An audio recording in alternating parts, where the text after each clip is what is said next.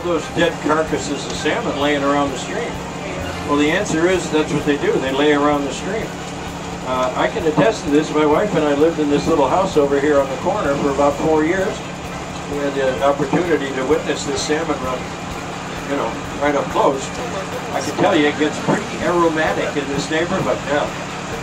Yeah, you master the art of getting from your house to your car on one breath.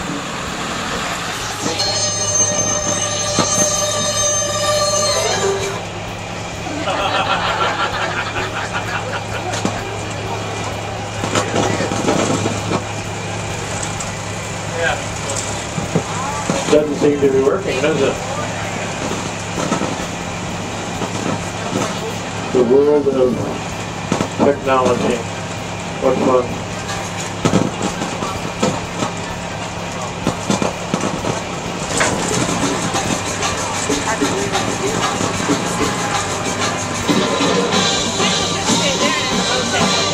That's more like it. Your mission, Mr. Phelps, if you choose to accept it.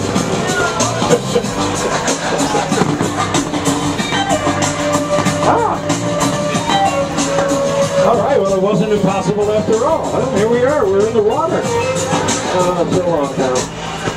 Maybe we'll get that fixed one of these days. We'll go past here, the Empress.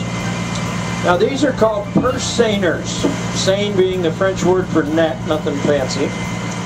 And you'll notice that this big boat here, as with all these others that are at the docks back here, has got a big net piled up in the back, and in some cases perched on top of the net is this skiff right here. You'll see this aluminum skiff, powered skiff here.